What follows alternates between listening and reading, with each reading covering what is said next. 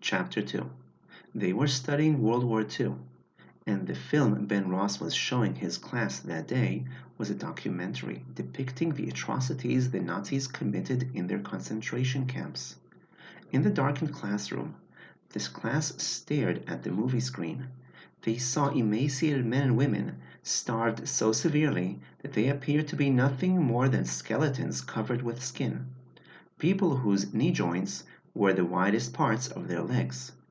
Ben had already seen this film or films like it half a dozen times, but the sight of such ruthless, inhumane cruelty by the Nazis still horrified him and made him.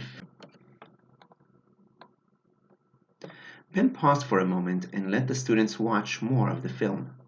They could see the gas chambers now, and the piles of bodies laid out like stove wood. The human skeletons still alive had the gruesome task of stacking the dead under the watching eyes of the Nazi soldiers.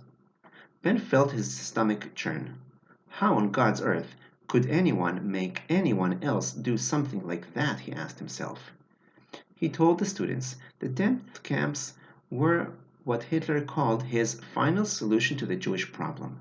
But anyone, not just Jews, deemed by the Nazis as unfit for their superior race, was sent there. They were herded into camps all over Eastern Europe. And once there they were worked, starved, and tortured. And when they couldn't work anymore, they were exterminated in the gas chambers. Their remains were disposed of in ovens. Ben paused for a moment and then added, the life expectancy of the prisoners in the camps was 270 days, but many did not survive a week. On the screen, they could see the buildings that housed the ovens. Ben thought of telling all the students that the smoke rising from the chimneys above the buildings were burning above the buildings was from burning human flesh, but he didn't. The experience of watching this film could be awful enough. Thank God man had not invented a way to convey smells through film, because the worst thing of all would have been the stench of it. The stench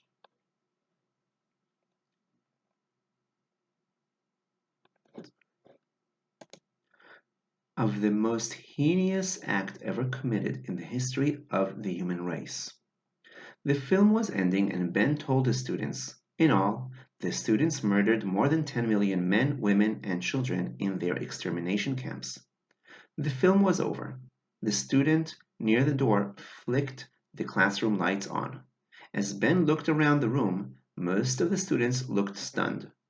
Ben had not meant to shock them, but he'd known that the film would. Most of these students had grown up in the small suburban community that spread out lazily around Gordon High. They were the products of stable middle class families, and despite the violence saturated media that permeated society around them, they were surprisingly naive and sheltered. Even now, a few of the students were starting to fool around. The misery and horror depicted in the film must have seemed to them like just another television program. Robert Billing, sitting near the windows, was asleep with his head buried in his arms on his desk. But near the front of the room, Amy Smith appeared to be wiping a tear out of her eye. Laurie Saunders looked upset too. I know many of you are upset, Ben told the class, but I didn't show you this film today just to get an emotional reaction from you. I want you to think about what you saw and what I told you. Does anyone have any questions?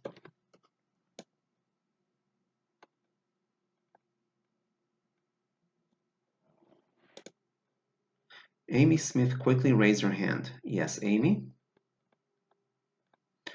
Were all the Germans Nazis? She asked. Ben shook his head.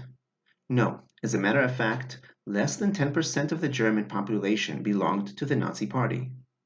Then why didn't anyone try to stop them? Amy asked.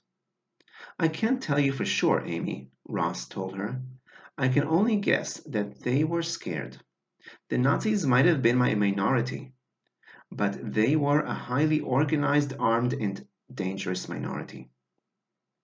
You have to remember that the rest of the German population was unorganized and unarmed and frightened. They had also gone through a terrible period of inflation that had virtually ruined their country.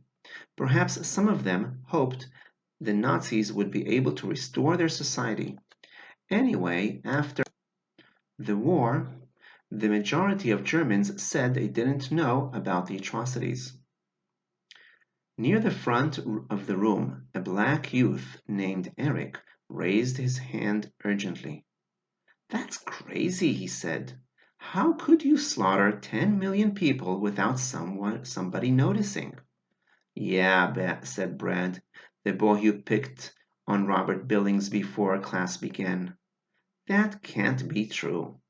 It was obvious to Ben that the film had affected a large part of the class, and he was pleased. It was good to see them concerned about something.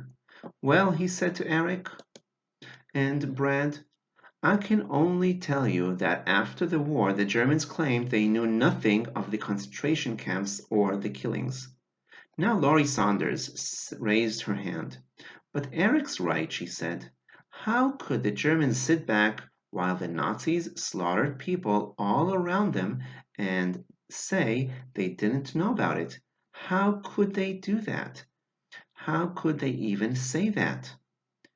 "All I can tell you," Ben said, "is that the Nazis were highly organized and feared. The behavior of the rest of the German population is a mystery.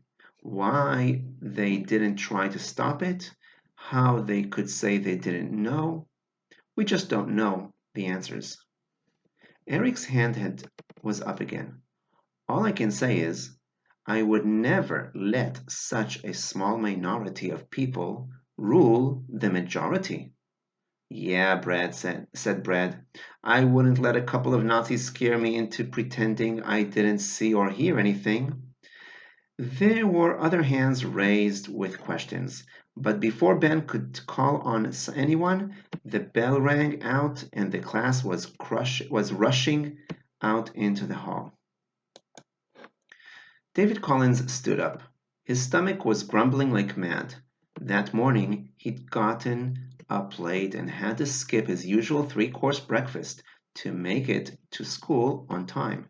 Even though the film Mr. Ross had shown really bothered him, he couldn't help thinking that next period was lunch.